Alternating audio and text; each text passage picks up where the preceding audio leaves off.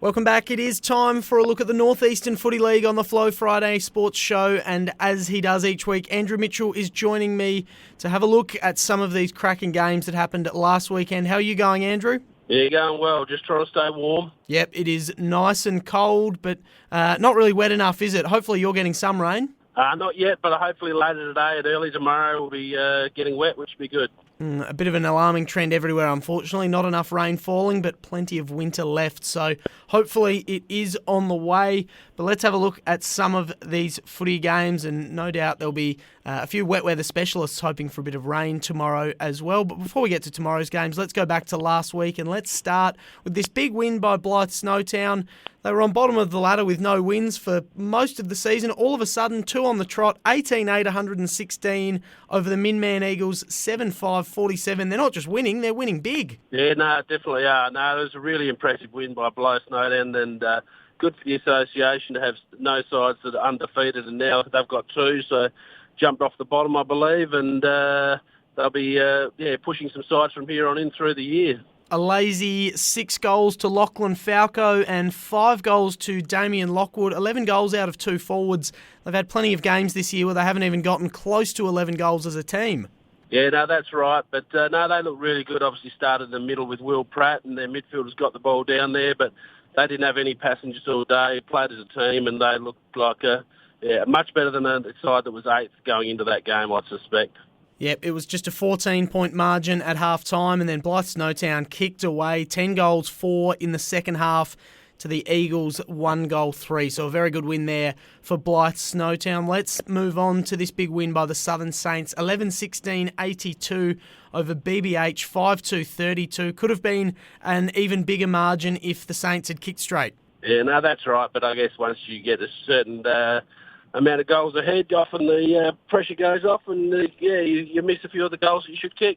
All right, so a good win there for the Southern Saints. They're going along very nicely. 6-1 on the season, only trailing the undefeated 7-0 BSR Tigers, who are looking unstoppable, and they looked it again on the weekend. 21-12, 138 over the struggling South Clare, 7-5-47. Yeah, no, the BSR train just keeps rolling on, and they'll keep rolling on for a while yet. However, I reckon this week is going to be a real test. BSR and Southern Saints, I think we'll come to that game in a minute, but they're very strong and all over the ground performance, so they're doing it pretty easy and comfortably at this stage. Interesting spread of goal scorers for the Tigers on the weekend. Ashley Bruce had 6, Alex Morgan had 5, Kyle Blessing had 4, Riley Stasinowski had 3, hope I got that name right. And then you had the 3 Longbottoms, Cameron Longbottom, Matt Longbottom and Zach Longbottom with a single each. Yeah, no, as we've said before, Ashley Bruce is a pretty special forward, and Alex is obviously back at BSR, so yeah, disappointing that he's not playing at West Adelaide, but he'll be topping up BSR really well. Anytime you can get 18 goals out of 4 players, you're going to be looking pretty good. So a big win for the Tigers. Last game of last weekend was the closest of the round.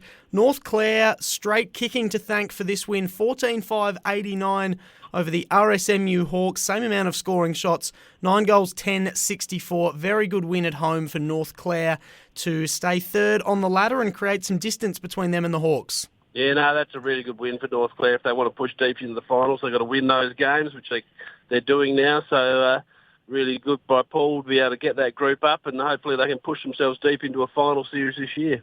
All right, Andrew, let's have a look at the round 8 action. And it's starting off with a battle of the big birds, the RSMU Hawks back in action, hosting the Min-Man Eagles. Hawks should be able to get back on the winners list with this one at Riverton Oval. Yeah, no, it's obviously both of them wanting to get back on the winners list. After last week's performance by Min-Man, they'll hopefully have a bit of a shake-up by the coaches. And, but I suspect RSMU are probably going to be too good at home. Worth saying as well that everyone has played everybody once now, so we're back to the first round of games. The Min-Man Eagles won that clash back in round 1 by 22 points. We've also got a top-of-the-table clash tomorrow. The BSR Tigers heading to play the Southern Saints at Udunda, and it was a 5-goal win to the Tigers last time they met. Do you think the Saints have closed that gap at all as they prepare to face off tomorrow? I do believe they have, yeah. And I think this will be a real cracking game. probably a bit of a prelude to what could happen in the finals, deep in the finals.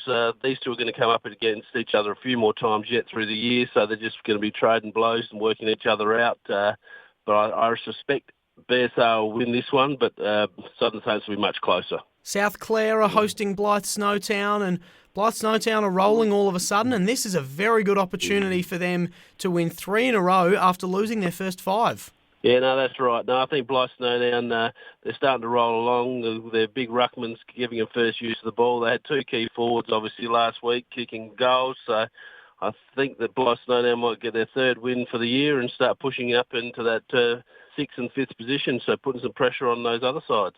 And with Blyth-Snowtown rolling, that has pushed BBH down to the bottom of the ladder, and they will have their work cut out for them this weekend. They're hosting North Clare tomorrow. Yep, no, I suspect it's going to be a tough day for BBH tomorrow. North Clare are obviously in 3rd comfortably at this stage, and they'll want to keep making sure they win these winnable games, keep the distance between 4th, 5th and the 6th, and keep trying to push up into the high end of the finals. All right, that is the action for this weekend in the Northeastern Footy League. Andrew, it's a thriller at the moment. We never know what's going to happen with any of these games, really. It is a very tight league at the moment.